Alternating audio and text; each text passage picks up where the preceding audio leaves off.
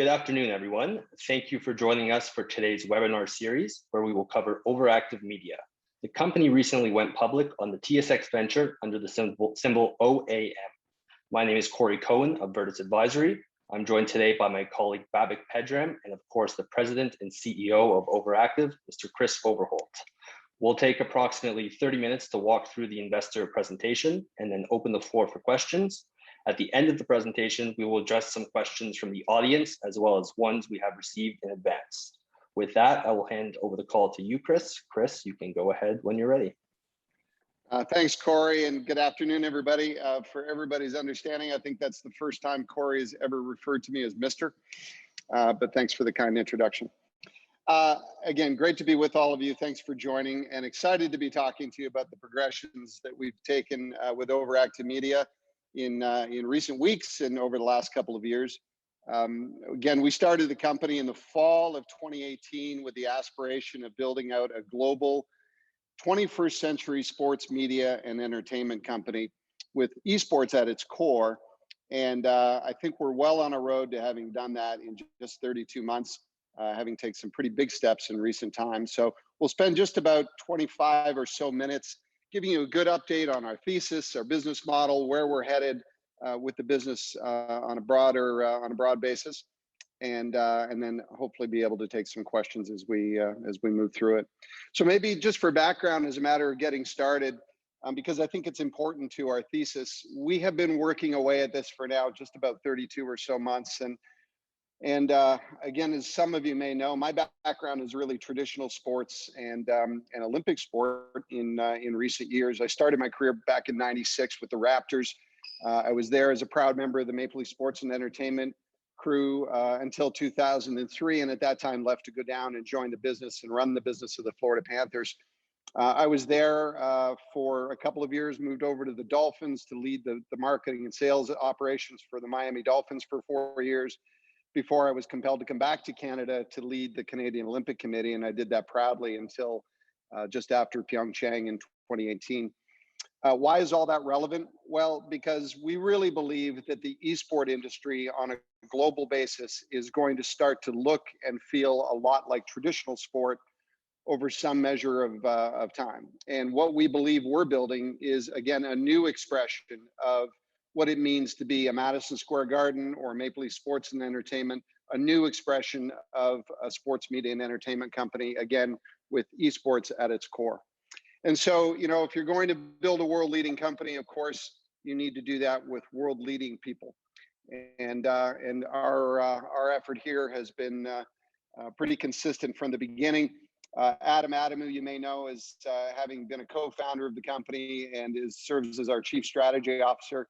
Adam was good enough to stay in the business with me, recognizing that I didn't have the experience that he had. I asked him to stay with all of his background, and in a growing industry, you can imagine how investment banking and M&A work might be important.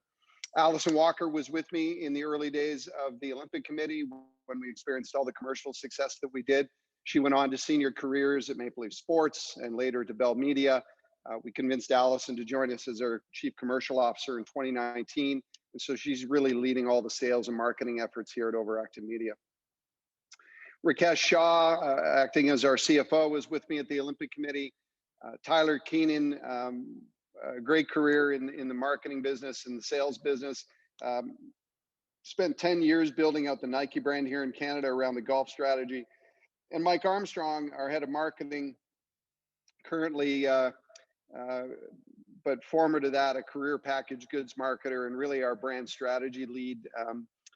He had all of that experience most recently at Google. So a really solid group of operators. I would submit to you as seasoned a group of operators in our business as exists today in the global esports space. And I would match this team against virtually anybody in the traditional sports space as well. Really experienced and come to this with broad-based sports marketing and big brand experience. As I said earlier, from the beginning, we set out to build a company that would be in many ways modeled after pro sport, and that would allow us to build out revenue streams and a business operating model that looked a lot like Madison Square Garden or Maple Leaf Sports and Entertainment. And again, we've done that with esports franchises at the core of our strategy, recognizing that they speak to a new generation of fans, a new group of fans that think, frankly, differently about their sports media and entertainment choices. And so we've made investments in the biggest and most important esport leagues in the world. And maybe as importantly, we own franchises in each one of these leagues. So similar to the Maple Leaf Sports, where they own the franchise of the Toronto Maple Leafs in the National Hockey League or the Raptors in the National Basketball Association, we own franchise positions inside the Overwatch League. Our Toronto Defiant team plays as the Toronto franchise in the Overwatch League. Call of Duty League, Toronto Ultra. The Mad Lions brand plays in Europe, in European League of Legends, and in a league called Flashpoint. Again, these are the biggest and most important leagues in the world, but they're also the ones that we believe have the most sustainable position around which you can build a business. You can purchase a franchise, and as such, not only have the opportunity to build out a local business opportunity, but also have the opportunity to sit inside the enterprise growth and value of these leagues as they take shape over time. And so we get to share in all the revenues of the partnerships deals, the broadcast licensing, and all the deals that get done to support those leagues. We get to share as franchise partners in that position, just like the Leafs share in their rev share of the league, or the Raptors would do the same. And so that's a very unique position. Again, we believe it's the most sustainable position in the global esport ecosystem. And it's the very engine of our business as we grow forward. Much like Madison Square Garden or Maple Leaf Sports, we're in the business of building content. And so we build it out around our players, our team brands, and original content. In partnerships, we work in the sponsorship space, of course. And again, Tyler and his team are leading the way, I would say, on a global basis. And I'll share more about that in a moment. And just like those early days in the development of MLSE here in Toronto, we have a strategy to build out a venue. This will be a venue that serves as a gap, fill a gap in the marketplace. It'll be a 7,200 seat performance venue here in the market of Toronto that will allow us to compete for the biggest entertainment acts that land to now this market, the fourth largest market in North America. This will be a dimension of our business in the entertainment space that diversifies our revenue streams, and of course, serves as the convenient home for our two Toronto-based franchises. But again, this is a step in the direction of, again, dimensionalizing the business in those ways. As I mentioned, we're positioned inside these leagues against the biggest commercial titles in the history of gaming. Toronto Ultra playing in the Call of Duty League, 240 million global player base. That's a pretty significant number to market to, a pretty sizable addressable market. Toronto Defiant, again, in the range of 70 million globally. And League of Legends is, in fact, the granddaddy of them all. About 100 million people will tune in to watch the World Championships of that league each and every year. That's a number that, of course, would rival the global audience for the Super Bowl. And so, again, positioned as franchise holders in these markets, or in these leagues rather, we can build out a big addressable market around these global audiences. And so a snapshot of our business goes like this. We own franchise leagues. We own all the protections, rights, and privileges that go with owning franchises in the most important leagues in the world, which gives us the most sustainable business model. And again, most importantly, the opportunity to share in the enterprise growth and revenues of those leagues as a franchise holder. We're in the live event business, in the content business, of course, both live and, of course, digital live. COVID has certainly seen to the fact that our business evolved in those ways. The marketing partnerships business is huge for us and a key driver to the entirety of the industry. And I would submit to you that the team at OverActive Media is doing that better than anyone in the world today. And in a moment, I'll show and share with you a little bit of where we've had success and against key partnerships in the space. And as I mentioned just now, we're going to be in the venue space here in Toronto in the facilities business. I'm coming to you live from our Red Bull studio here in Liberty Village in Toronto, a 15,000 square foot facility that's supported by many of our marketing partners and is our practice facility and global headquarters for OverActive. A snapshot of the numbers, you'll notice right away, just about 8.4 million in COVID was a real accomplishment, frankly.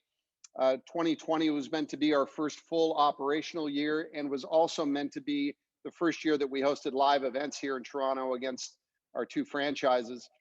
We, of course, did not get the opportunity to do that, but made all the changes necessary to the business to not only deliver a significant portion of revenue, but also manage our expenses really responsibly through all of that. So we're now positioned, of course, not to only survive COVID, but to in fact thrive on the other side of it. Evidence of this is the ability that we've had on a sustained basis now over just about 3 years to raise capital, to build our business and build out our operating group. To date, $108 million raised privately and now listed on the venture exchange gives us the vehicle we need to continue to raise additional capital to meet the ambition of the company. So a few slides just about the projection and growth of the industry. And again, if you've been watching the space, you would have seen, I'm sure, all of these numbers. But again, these numbers are specifically to the anticipated growth in the esports space. And the first thing you'll notice is just the tremendous growth and development of revenue stream over time. This has been on a double-digit CAGR trajectory since early days and is expected to continue in those ways leading out to 2023. On the right side, you'll see a reference to the various revenue streams that are supported by the esports space. And the first thing you'll notice is that the sponsorship and media rights are really what's driving the global industry in this way. And the reason it's important to draw that distinction is, of course, because unless you're invested in these franchise leagues as we are, then you do not get to share in the disproportionate number of revenue streams that are springing from it. The sponsorship deals that are getting done in the industry today, the biggest of those deals are getting done by these leagues that we're invested in. The media rights deals that are getting executed are getting done by the publishers that own the Overwatch League, the League of Legends, and the Call of Duty. The biggest deals in this space are getting done by these leagues, and as franchise holders in them, we get to share in those revenues.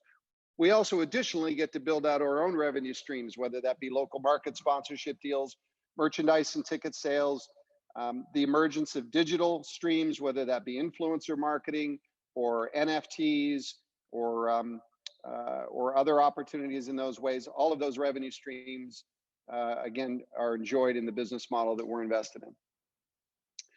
We are focused on these revenues. We are focused on driving what I would term the highest margin of revenue opportunity that's available in the space. And again, the only way to do that is to have an ownable position inside the franchise leagues, as I've described. So again, the media rights are high margin revenue opportunities. That's 100 cents on the dollar. It doesn't cost us $1 more to accept our portion of the media rights rev share that springs from these leagues. The partnership business is typically very high margin for us. Again, our local market deals typically cost us in the order of 10 to 15% only to deliver, and so it delivers a high gross margin opportunity and revenue stream back to the company. Events and content, similarly, again, we have a live and online production piece. We build our own content and content to support our partners, and these margins tend to run in the 60, 70%. And then our licensing business is just that. We don't take huge bets on inventory. We license our business and our marks and our IP out and take our points off the top. And so all of that in these ways allows us to generate very high margin revenues in our model. Our gross margin target for this year is actually north of 80%. And so it's in these ways that we expect to grow the bottom line of the business quite aggressively. I want to draw the distinction here. And again, it's not to say that the ad tech space is not an important space to the community and to its growth and development, or even that it's not good business, but it is decidedly different than our business.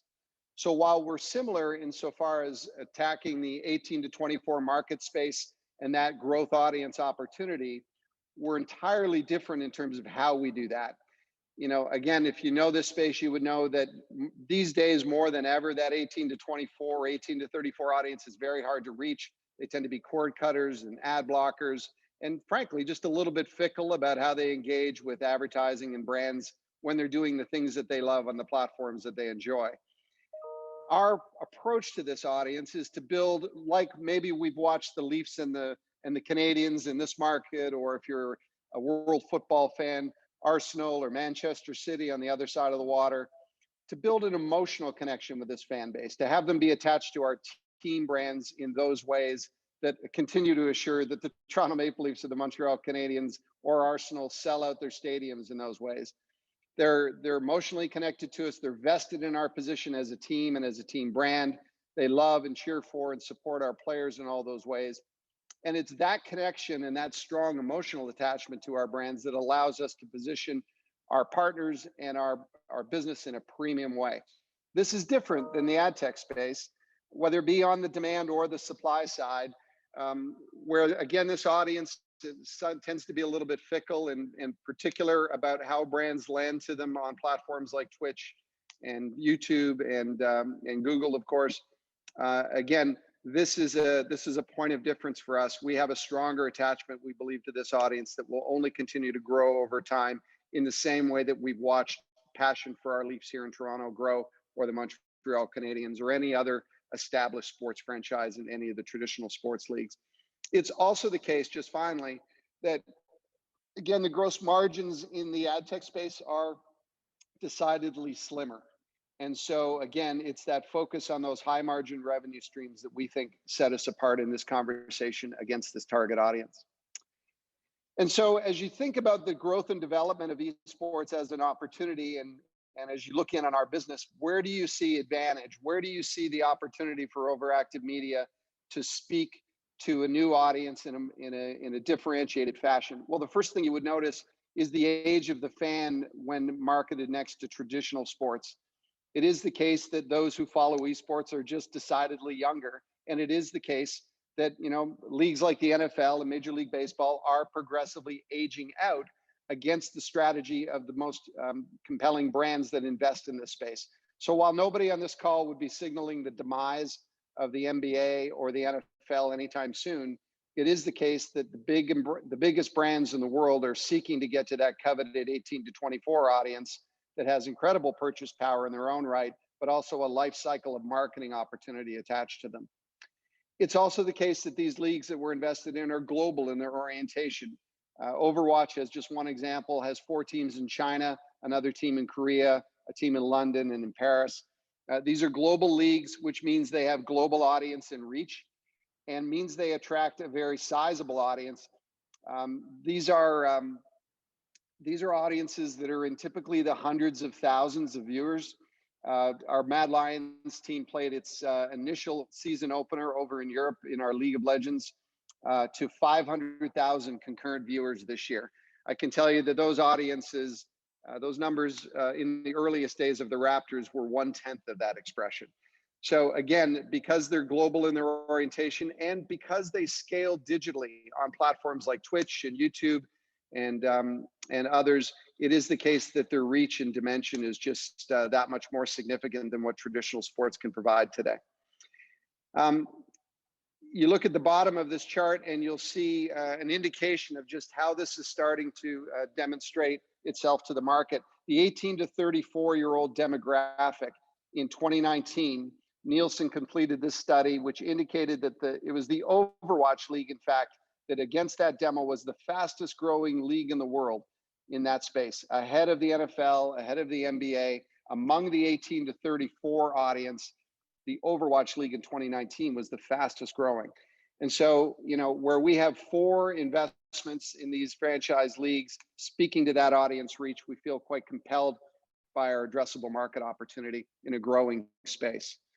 Quite simply, our game titles, our leagues, our players, they live on the platforms that today's generation of fans live on. Again, whether it be YouTube or Twitch, Discord or Twitter, or certainly more recently, the growth of TikTok, our reach to this fan base gives us a decided advantage in all of our commercial and investor conversations. I always include this slide because it's perhaps emblematic of our business thesis. And when we noticed this, we saw the business opportunity, particularly again as it relates to these franchise leagues. This slide is in fact now 4 years old, goes back to 2017. But at that time, we noticed that the global audience for esports was already approaching 170 million. And in fact, as you'll notice there, had already eclipsed the global audience for Major League Baseball and for the National Hockey League. But what was even more compelling is on the right side, you'll notice that the average revenue per fan that was being extracted from that audience was still well south of all the traditional sports leagues as we understood them. Where the broadcast rights and sponsorship model had not taken hold, it was still the case that there was an arbitrage opportunity to be in early on this space and to recognize and ride the wave that we thought would certainly start to take shape around this audience, the growth of the average revenue per fan over time. And when you go back and look at the development of traditional sports leagues, we found this case study, and this really speaks to me because I was in the NBA at the time working for Maple Leaf Sports. But you think back to the formidable years of the NBA's development under the leadership of David Stern, there were a number of team transactions, expansion opportunities that took shape in the late 80s and throughout the 90s. On the low end, the Houston Rockets were sold for just about 85 million US to Les Alexander and his group. The Portland Trailblazers and the Boston Celtics were sold for a little over 100 million, I believe, at that time.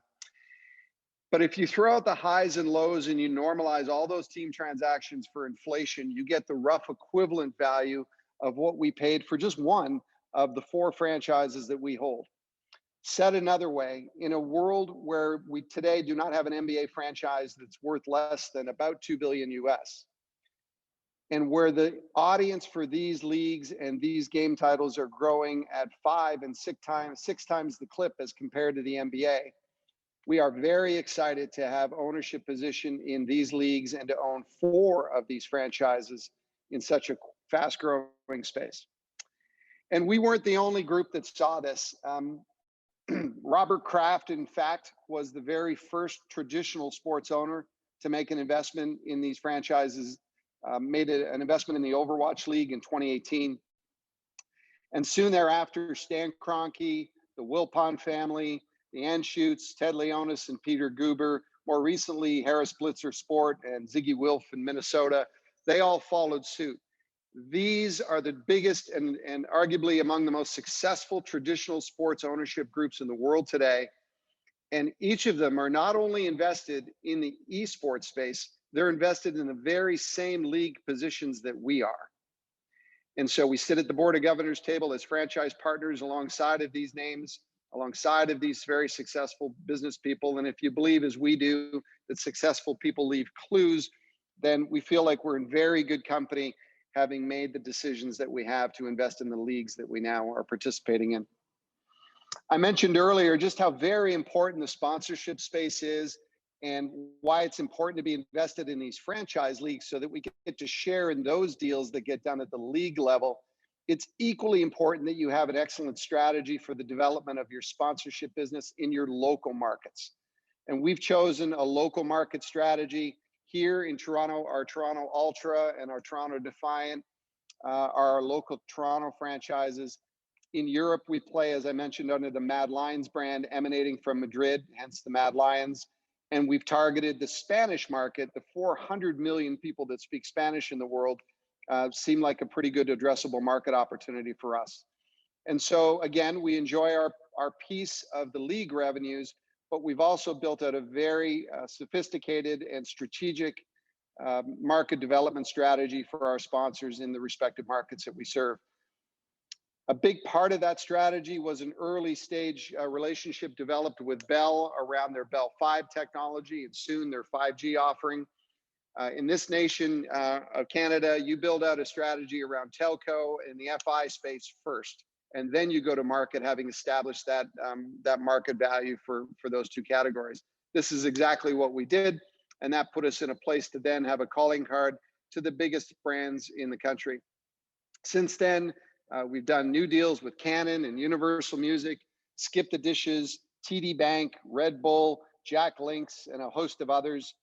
In Spain, we've had a similar strategy. We started in that case with Imagine Bank and have been building out around that foundational deal there.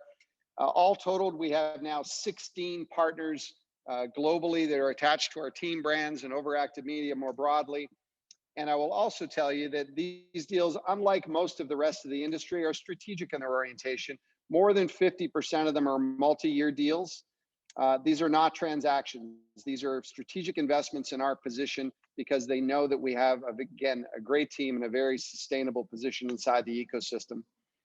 It's also the case that Bell saw to it that they should want to have a foothold in this space and a strategic look to the inside of the industry. And for that same reason, they made a $10 million early stage investment in OverActive Media as a shareholder. They followed that up this past year with a very considerable lead investment in our private concurrent round earlier in the first quarter of this year. So Bell is a strategic partner, but equally a very important investor partner in OverActive Media. It's also the case that our industry attracts a great share of celebrity to it, and OverActive Media is no different. We have attracted a good number of celebrities to our ownership family as well. The Weekend was perhaps the first to join us in the fall of 2018. Abel is again wrote a check to be involved as part of our ownership group, and I would say that's the distinction for our group, where many organizations are sometimes seen to be giving away equity positions to celebrities to draw attachment and influence to their business. It is the case that in our business, they all have written checks. We've insisted that if they want to be involved with this, they need to be authentically attached. And so each of them have agreed to become investors in OverActive Media. Mitch Marner and his group joined us last year, and we have other interest from the NHL, including Phil Kessel, Carl Hagelin, more recently the Montreal Canadiens are significant investors in our place as well. And the two guys on the right are important to our Spanish strategy. Again, shareholders in OverActive Media, Willie Rex and Vegeta. Well, I wouldn't expect that anybody in this call has heard of them. These are the two biggest Spanish-speaking YouTube influencers in the world in the gaming industry today, a combined following of near 100 million between the two of them. And so just a quick glance at the numbers historically. Again, 2018, the fall of 2018, we were founded. I was employee number 1 in October of that year, and 2019 was really our building year. We acquired the franchise holdings that we now have. We started building out our operating group and drove a little bit of revenue as we were getting started, but frankly, it was revenue that we largely acquired through several small acquisitions, not strategic in any way. As I mentioned, 2020 was meant to be our first full operating year, including really executing our sponsor strategy and watching our league take shape around live events. And of course, that did not happen. But despite all of that, we managed to drive a meaningful amount of revenue to get started to the tune of about 8.4. Again, we've been very responsible to the management of expenses throughout all of this to make sure that we would thrive on the other side of COVID. And so again, that combined with that focus on the high gross margin revenues has managed to take us on the trajectory to profitability, we think, in the next coming years. And then finally, just a quick update on the venue. Again, this is a project that we've been now working on for about 16 months. We've hired the best in the business, Bob Hunter, formerly of MLSE, and the senior executive sponsor on projects like the BMO Field and the Raptor practice facility. Frankly, nobody in this country knows more about building sport and entertainment facilities than Bob Hunter. His 25-year career at Maple Leaf Sports saw to that. And Bob's been leading the file for us for just about 16 months now. Again, this 7,200 seat performance venue is going to all at once serve to fill the gap that has existed in the 4th largest market in North America. It's going to give us a great reason to compete head to head with our friends down the street every day, every week for the premium entertainment acts that land to the market. And it's going to also allow us to build out Toronto as a global hub, not only the home for our two teams, but again, a global hub, a destination for the major events that happen around the world in the esports and gaming space. So we're pretty excited about where we're headed with this. And again, we've got great momentum that we expect to have more news on shortly. I started with people, and so it's appropriate I finish with these people. Sheldon Pollock is our chairman. You might know Sheldon as the current sitting chair of the Acuity Ads Group. They've had a tremendous 15 months, 2 years building their business. But Sheldon's just, again, a great leader, a longtime tech innovator and investor, and someone who's been a great source of support for myself and all of our team here at OverActive Media. Mike Kimmel, the third generation of the Kimmel family, a great expression. He and his brother Jeffrey and his cousin Ryan have done a great job diversifying that family's interests. You might know their origins in retail textile. They pivoted into the real estate business in the late 90s and throughout the 2000s. And now Mike and Jeffrey leading the way, taking the family into the hospitality space. They're the founders of the Chase Hospitality Group. They've got an expression of their business down in Miami. They're limited partner investors in the Pittsburgh Penguins. But again, great entrepreneurial family and a nice complement to our board table. And then finally, of course, Rizwan, representing Bell's interests, brings, again, great strategic advice to us in a very quickly growing space. And so I'll wrap it up there, but again, I would hope you would have come away with a good understanding of our business thesis and our model, an understanding that OverActive Media is unique in that context, the only organization in the world today that owns 4 franchises in the only available franchise leagues that exist in the space. A strong operating group with deep roots in sports and sports marketing. And again, a vision for building a new age company that speaks to today's generation of fans that are thinking differently about how they spend their sports media and entertainment time. So Corey, Babak, I could leave it there, but happy to take any questions that might be available from the group. Fantastic. Thanks, Chris. And that's certainly a good introduction for some of our newer investors on the call today. So we do have a host of questions, so we'll try and get to as many of them as possible today. Our first one asks, what do you expect will be the key drivers to your revenue growth going into 2022 and beyond? Yeah, terrific. Well, as I mentioned, because we're invested in these franchise leagues, the continued maturity of these leagues, we think gives us cause for much optimism. And we need to, think about that not only in the context of the business model, again, the chance to share in the revenue growth development of those leagues as they go along, the growth and development of their sponsorship business, the maturity of their media rights models. Those are the most immediate things in front of us. We should also be thinking about, however, again, additional digital revenue streams that likely spring from leagues like this, not the least of which, and the one that's getting the most notoriety and discussion right now, of course, is the emergence of the gambling space. Again, we've watched the NBA and the NHL take shape around strategies and partnerships in the gaming space, and we certainly expect that esports will be a key driver. We saw a number of steps in this direction. When traditional sports was absent, esports was the only sport present during the pandemic, and we saw a number of gaming houses pick up esports as a gaming opportunity, a gambling opportunity for fans. So I think we'll see the continued growth and trajectory of our sponsorship business and our media rights model in these franchise leagues. I think we'll start to see the emergence of new digital revenue streams and probably see some shape take up around gambling. We also would reasonably expect to see these leagues continue to expand. Again, much like traditional sports, the model for these leagues is to have a limited number of teams. And so the revenue opportunity and the long-term value equation opportunity to being attached to these things is both rooted in the discounted cash flow that springs from the model, but also the scarcity of the asset.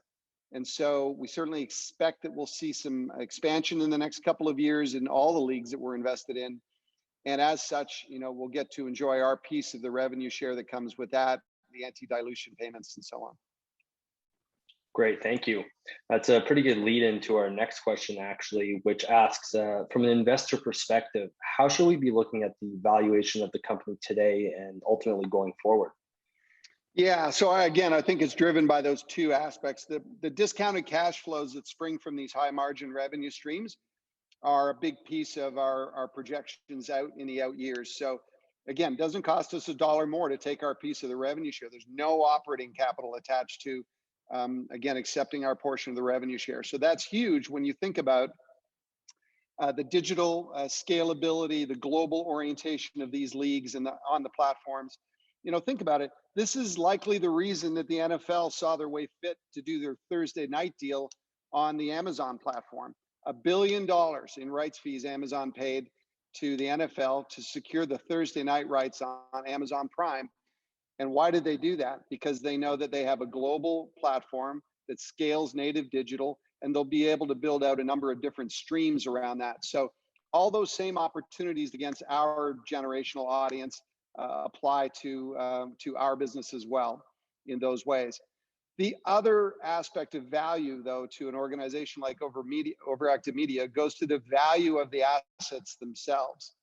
While I'm not at liberty to tell you what we paid for those assets, I am able to point you to some of the recent transactions that have been done very publicly in the space, where teams and franchises that were acquired alongside our business have since been sold into the marketplace for multiples of tens of millions based on the initial investment. So the most recent and the one that caught the most profile in the last month or so would have been the sale of the FC Schalke platform. FC Schalke, as many of you know, is a traditional sports holding in Germany. They're a great soccer club. They own a LEC team, a League of Legends team, alongside us in the European League of Legends. They bought a franchise in the very same year that we did, and they just sold it quite publicly for about $45 million Canadian. Again, I'm not at liberty to share with you what we paid, but I can tell you that that is a sizable return on our investment. So over time, much like traditional sports, we'll enjoy the discounted cash flows against those high margin revenue streams, but we'll also have the corresponding asset value that goes with owning scarce commodities that are these franchises in these coveted leagues. That is the same model that we expect, that we've watched take shape around traditional sports over decades now. Got it. So you actually mentioned streaming rights and media rights in your answer to the last question, but it leads in well to this one. You know, obviously traditional sports derive a large portion of their revenue streams from media rights. What do you hope or expect that to look like in the future for esports as a whole and for our teams in particular? Yeah, it's key to our assumptions here that the media rights will continue to grow. And you'll remember the chart early in the presentation where sponsorships were about 60 or so % of the current revenue stream. Media rights, about a quarter of that. We expect to see the media rights in this space grow to be co-equal, and maybe ultimately soon thereafter to exceed the sponsorship revenue streams. That again directly correlates to the global nature of these leagues and these audiences that follow them, and the native digital nature of these audiences. So far, the real winners in that space have been Activision Blizzard. They've done consistently now the biggest deals in this way. They did an initial deal with Twitch. And again, I'm not at liberty to share the specifics, but again, a meaningful broadcast rights deal by anybody's description. They followed that up when they moved the Call of Duty and Overwatch over to YouTube and Google in this year 3 of Overwatch and the first year of Call of Duty, and they grew that position still further. And this year, the European League of Legends, or actually Riot Games, is shopping the English language rights to League of Legends on a global basis. And so again, we expect to see very sizable deals get done there. You know, League of Legends is orders of magnitude bigger than Call of Duty and Overwatch even combined. So again, we expect to see media rights as a key driver to the space and a key driver to the bottom line of OverActive Media. Great, thank you. Our next question asks about the game publishers themselves. You know, how are groups like Activision Blizzard or Riot benefiting from the success of these franchise leagues that they're building? Well, sure. I mean, you know, it's the case that if you're building out an esports strategy, if you're Activision Blizzard or Riot or Valve, then, you know, to the extent that you're being successful building fan following for teams like the Toronto Defiant or the Toronto Ultra, then I guess in theory you're building fan base and consumer interest and consumption, ultimately purchase consideration around the games like Overwatch and Call of Duty, or in the case of Riot, League of Legends. But we take real comfort in the fact that these are not marketing platforms for these publishers. They are by default, I suppose, but esports is a strategy for the publishers that we're involved with. Activision Blizzard has identified esports as a strategic pillar of their business and have spent now hundreds of millions of dollars standing up the Overwatch League and the Call of Duty League. It's not a light lift, as anybody would imagine, to build out a competitive space, to attract all the best quality people you need to do to build out the league, to construct the governance around player and competition and ownership and so on. Activision Blizzard has committed hundreds of millions to a strategic pillar that is esports, and the same is true for Riot. And the distinction that I'll make there is, again, that should give us comfort as franchise holders and investors in the model. And that's different than other publishers like Ubisoft and their game of Rainbow Six, or even Epic and Fortnite. It's often referred to Fortnite as an esport, but it's not. In a strict sense, it's a great game that has an entirely different business model for that publisher. Fortnite is played competitively, but it's not played in a league. It's not set up in a business model that allows you to enjoy revenue streams like I've described today.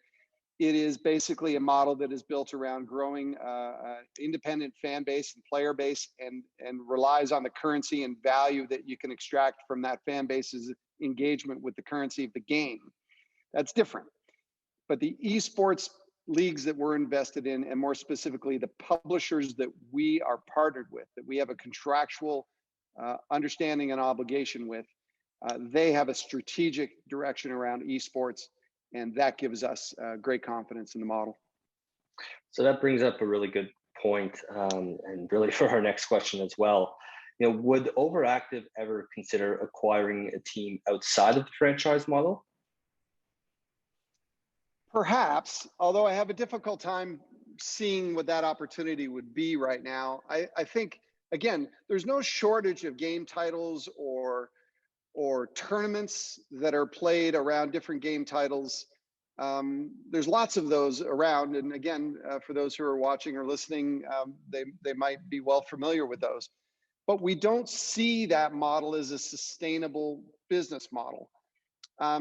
If you're not invested in these franchise leagues, then effectively your model, if you're a team owner, is playing for prize money in tournaments on the weekends. Or, it would be the equivalent of betting a horse or playing poker for a living.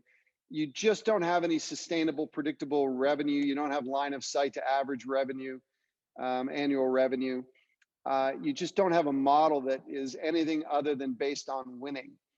And so it's not our strategy today. Might we consider it in the future? Perhaps, but there would need to be other strategic reasons. Maybe, it's a popular game in a region of the world that gives us a lever into the market, or maybe it's helping us build out a strategy for a first-party data strategy. But again, playing for prize money or betting a horse is not our business model, and I don't expect that to change anytime soon. On the other side of that coin, we do see the emergence of opportunity, and we think there will be an opportunity to look at a new franchise league or two. And again, part of our strong position in the global ecosystem is the fact that because we already have established contractual relationships with the biggest publishers in the world, we are now, having staked our claim in the space, on virtually every publisher's call list. We are early in on the strategy for the development of those leagues as they are coming together. And so we expect we will always have a great opportunity to jump in if we like the model and like the opportunity. But to be finally clear, Corey, we don't see that there are going to be 10 or 12 of these, not at all. Just like we've watched traditional sports in North America take shape around the 4 major leagues, just like we've watched really football, and more particularly, I would say, the English Premier League, and to a lesser extent, La Liga in Spain, take shape as the leading traditional sports model over there. We think there will be 4 or 5 of these at a maximum, and again, we believe we will always be well positioned to choose to be involved or invested if we like. Gotcha, and that's certainly a question that we get a lot. Changing gears to another area we get a lot of questions about is the venue that we're building out. So I'm going to combine 2 questions here. Can you walk us through, the plans for the venue, a little more detail, and really what the attendee experience is going to be like at the venue that makes it unique and innovative and exciting. That's a great question. So again, I'll repeat myself a little bit to position it. Toronto is now the fourth largest market in North America.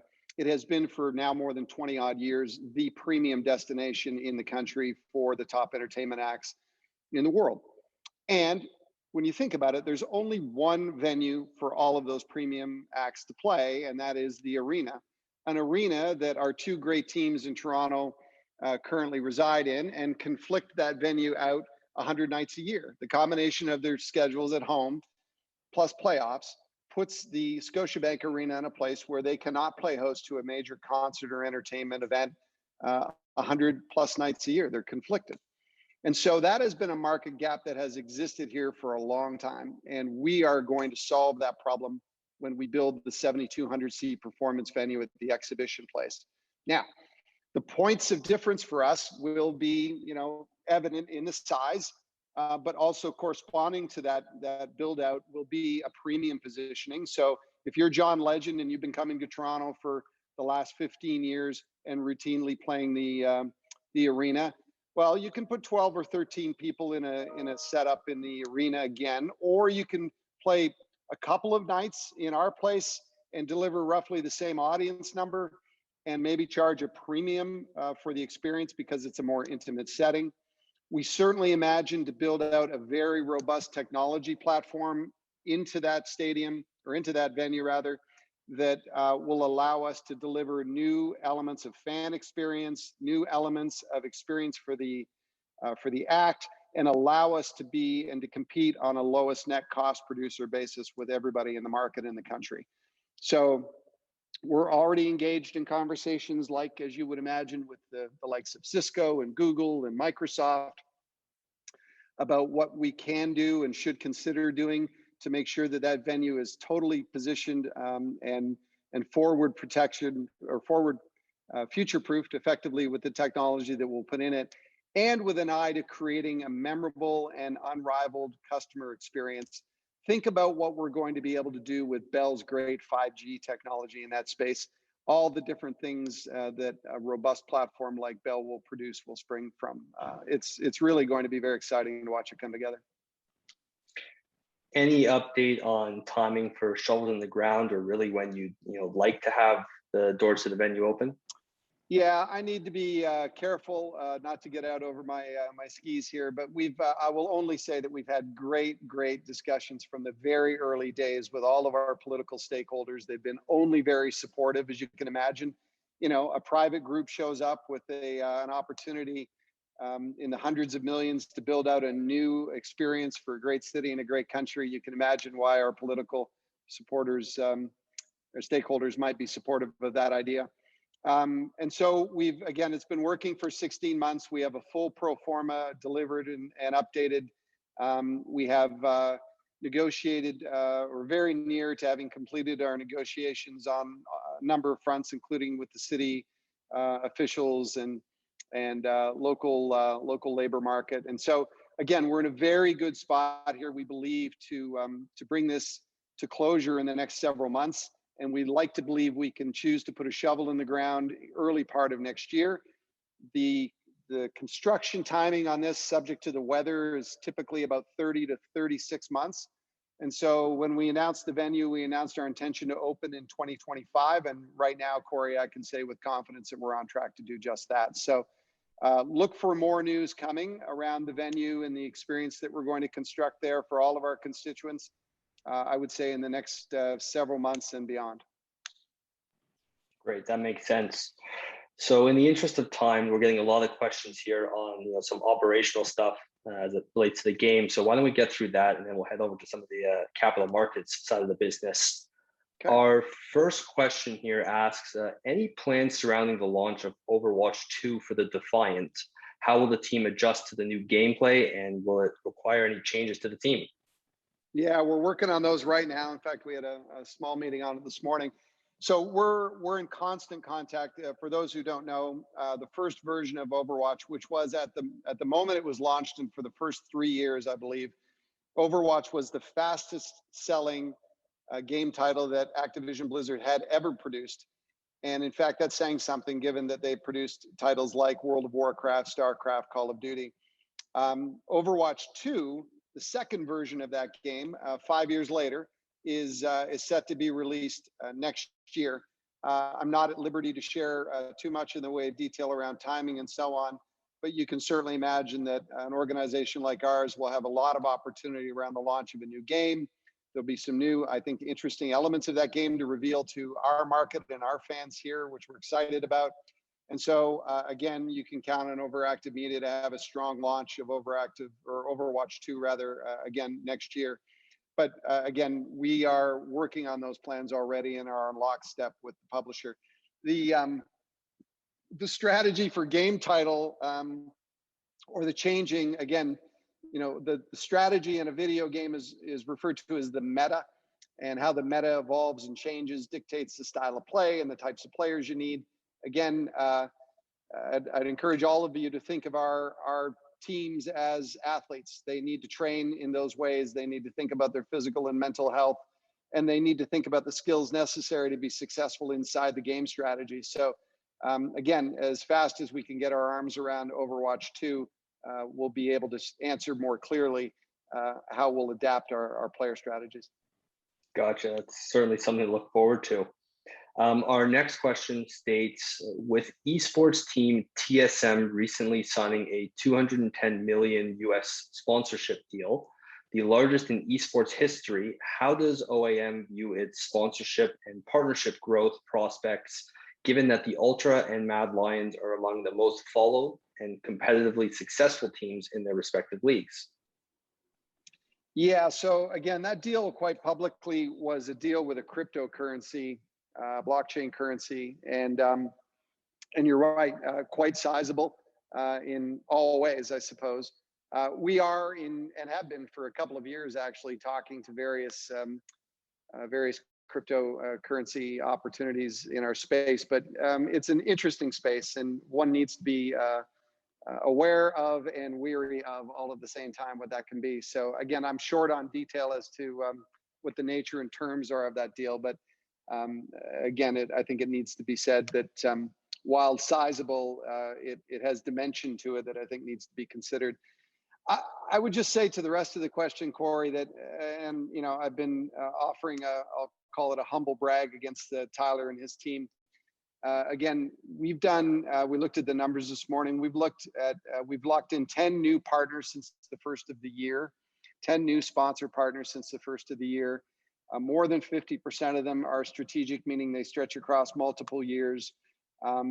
In terms of our position in the industry and our position in the leagues that we participate in, Tyler's results are typically among the top, if not the top producing sales teams in the leagues.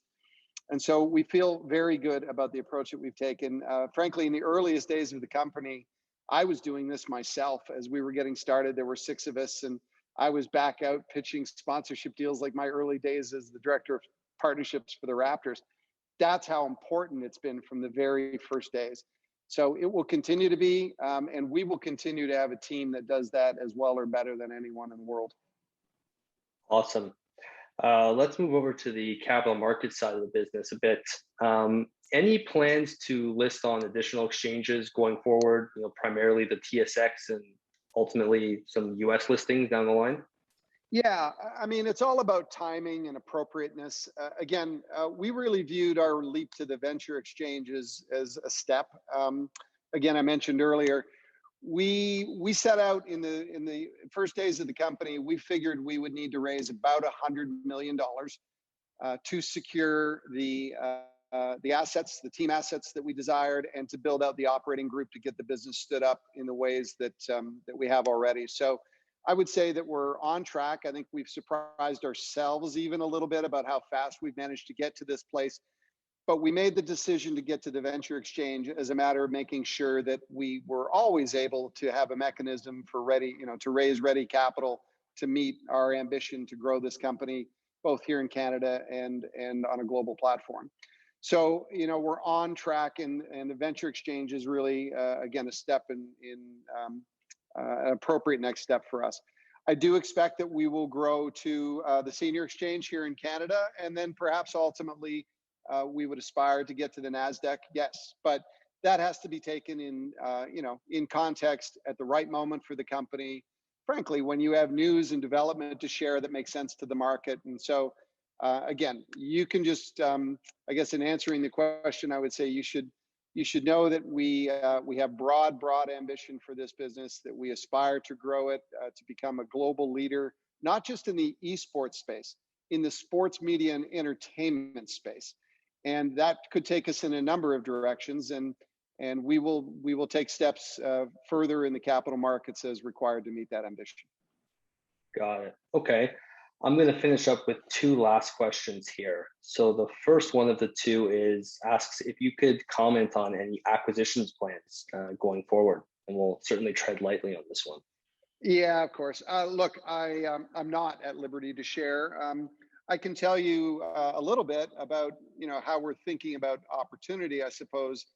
But I'm actually due to meet with Sheldon and the board in the next few weeks here to have a good session with them to talk about that strategy for us as a company, as informed and guided by the board. We do see opportunities in the venue and facility space, and I'll just call it the experience space. The venue will become a theater for entertainment, sport and entertainment. It'll become an expression of our brand and brands in a number of ways, and so. One of the things we're learning about our fan base and our audience is that while they live and enjoy the time that they spend on digital platforms like Twitch and YouTube, they also really love being together to celebrate their love for gaming and esports. So again, we believe that a continued look in on venue and facility opportunities is compelling. The work that we'll do here in Toronto around our project will give us more reason to think more broadly about all of that. And so that's one area of interest and focus.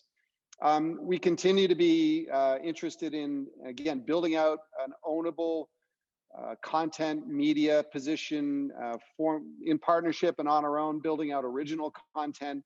And again, strategies for media and publication of our own content that we can monetize.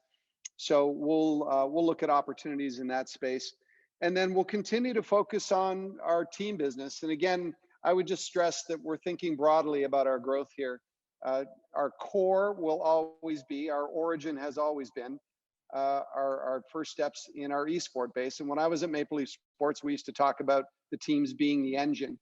The teams in our business, I think, will always be the engine. But I think we'll be presented with lots of different opportunities, and we'll want to be discerning about that. But we certainly see teams as a core platform for us as well. So that's probably about as much as I can share today, Corey. Fair enough. And speaking of teams, and our last question here is, what are the standings of our current teams? I think that's probably very important for any esports fan here on the call today. Yeah, fair. And even if you're not, I mean, you'd want to know that a business that like ours is at least focused on winning, and we are. Richard Petty used to always say to us in those early days of Maple Leaf Sports, when you're winning, the hot dog tastes better and the beer is colder, and that certainly wants to be true for us when we get to be playing in our own venue in Toronto. But in the meantime, we're focused on all the things that make us competitive in the leagues that we're playing in today. Our League of Legends team, our Mad Lions team that plays in that league, is currently third in the world. They're having a tremendous season. They won. That season is split into two sections, the spring and the summer. They won the spring session, and they're currently competing at the high levels in the summer split. Our Call of Duty team is just heading into the 5th major tournament and has already secured its spot in the championships that will happen in the middle of August. That team has been in the top 2 or 3 in that league all year, really playing competitively and very consistently each and every weekend. So very excited about the progress those two teams have made. Defiant is on the very edge of playoffs. We'll know in the next couple of weeks. We're in the last playoff spot right now, so we should confirm that. And our other Mad Lions team, CSGO, has been progressing nicely. So yeah, we've got a whole strategy that we didn't even touch on today, Corey, for team performance, physical and mental wellness for our players, how we train them on and off the stage. and really pleased with the work that we're doing, particularly in the nutrition and mental health space. So look for OverActive Media to be leaders in that conversation in the industry as well. That's awesome. Thanks, Chris. Well, that's about all the time we have for today. So, I'd like to thank everybody for tuning in, and I'll hand it off to you, Chris, for any last closing remarks if you'd like. But from there, we can close up shop here. Great. Well, again, thanks everybody for your time and attention, and for those great questions. It's appreciated. We're really excited about what we're building here. Again, a new age company for a new generation of fans, and the success that we're having, particularly in the sponsorship space and in the growth of our media rights business alongside of our league partners, is really compelling for us and really starting to represent the maturity of the model that we saw 3 years ago. So stay tuned. I'm available to speak to any of you one-on-one as you would see fit, but watch for big things coming out of OverActive Media in the months ahead.